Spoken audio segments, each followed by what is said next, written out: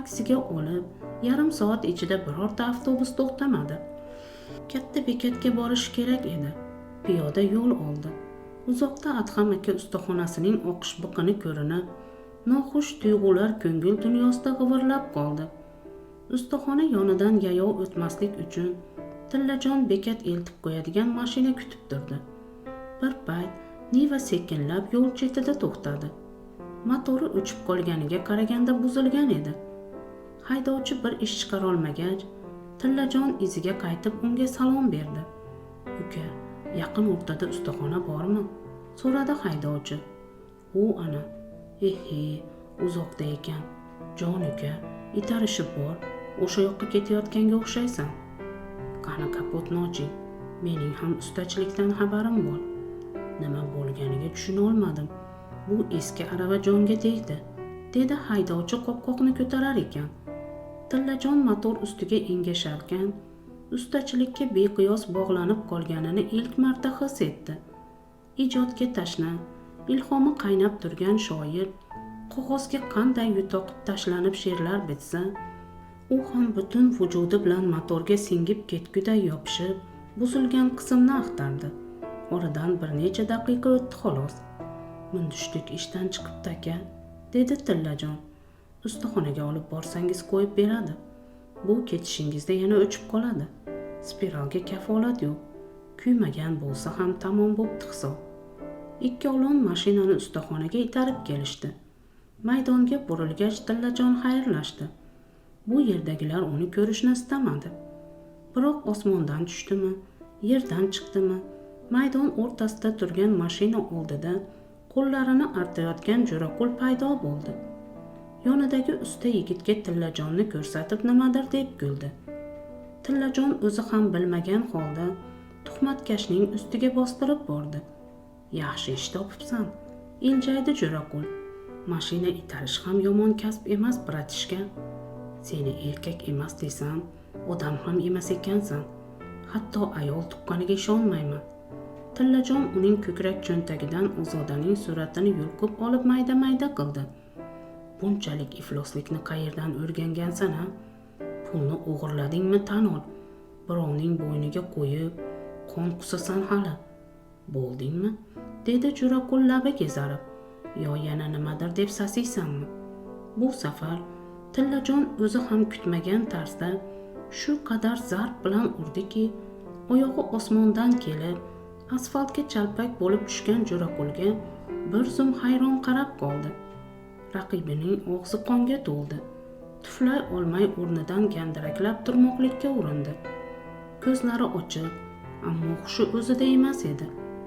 Muvozanatini saqlay olmay chalqancha yiqilib, shu ko'yi butkul hushsiz yotdi. Tillajon katta yo'l bo'ylab boshi oqqan tomonga jo'nab qoldi. "O'lib qolmagan bo'lsin-da", deb o'yladi. "Palakatni nega urdim-a? La'nati, boshimga bitgan balo bo'ldi. Bir kamim qamalishim qoluvdi. O'tgan yili bir kishining jag'ini sindirgani uchun narigi qishloqlik ikkita bola yarim yilcha qamoqda o'tirgandi. Jo'raqul ham sudga beradi. O'g'irlangan pulni ham arizaga tirkab qo'yadi. Bunaqa ishlar qo'lidan keladi uning." Bekatga yetib bir chetga o'tirdi. Ko'p o'tmay Niva kelib to'xtadi. Haydovchi nos olishga tushib, Tillajonni ko'rib chehrasi ochildi. "Sen hammasidan zo'r usta ekansan, dedi boshmoldog'ini ko'rsatib. "Otangga rahmat. Ular mundishlik kuyibdi", dedi. "Men esa hech qanaqa kuymagan. Spiral aytganini qilmay qolyapti deb tashxisingni aytdim. Kuyish bilan ishdan chiqishning farqiga bormas ekan. Lekin anavinisini yomon urdingda, og'zi buzildi. Militsiyaga beraman", dedi. "Kechirim so'rasang bo'lar-o." Qizil Ikarus to'xtab, odamlar yo'l haqini savdolasha boshlashdi. Sobir Rahimov, "Ipodrom" degan ovozalar qulog'iga chalingach, Tillajon avtobusga chiqdi. Oxiriga borib o'tirdi va ko'zini yumdi. Chiroqchi dashtlari, Nurobod tog'lari, lip-lip ortda qolayotgan qishloqlar, so'ng Samarqand shahri, Cho'ponota, Jonboy un kombinati, Obdin tog'i, har ko'zini ochganida ko'ringan manzaralar unga olislarda qolayotgan ona qishlog'ini, Ozodani, yo'llariga ko'zi nigoron oilasini eslatardi. U o'qishga o'tish, hayotdan o'rnini topish, yor vasliga erishish uchun yozda bu yo'llardan qanchalar baxtmand o'tgan edi-ya.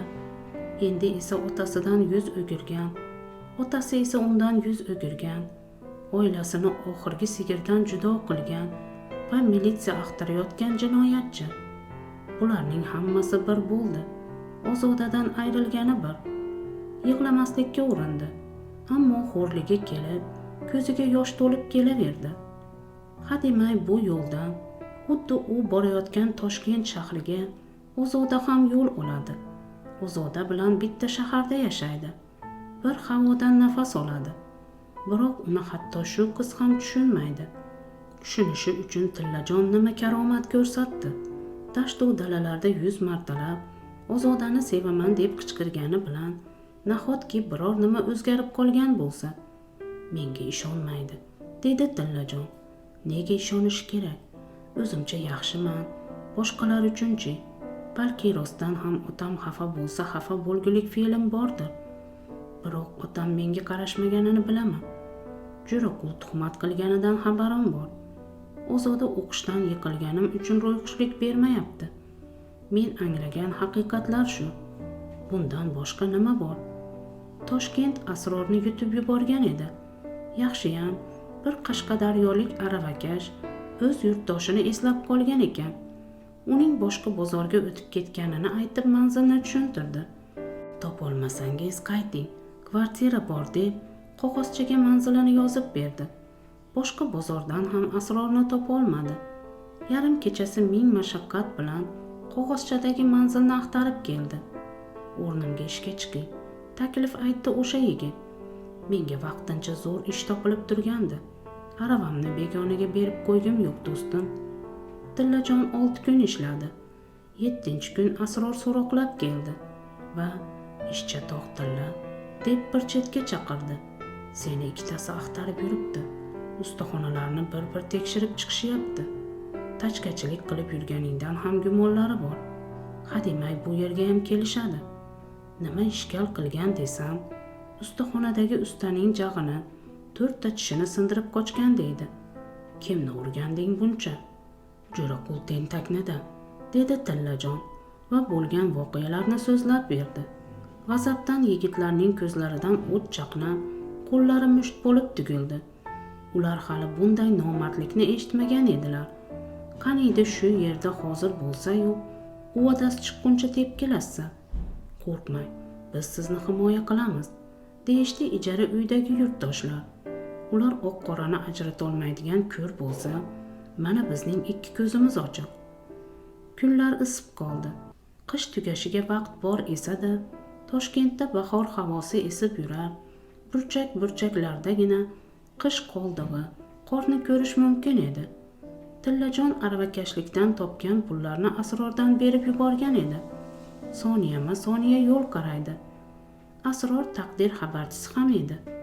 Jo'raqulni urganingni tog'ang bosti qilibdi, dedi Asror qaytgach, bozor darvozasi oldida uchrashganlarida. Hamma joyda seni gapirishyapti.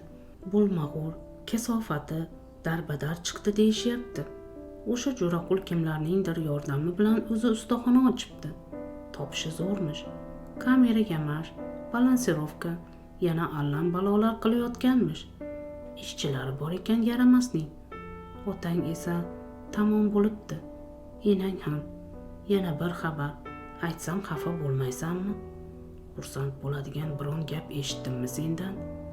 Jo'raqul sovchi jo'natibdi. Tillajon yuzini chetga burdi.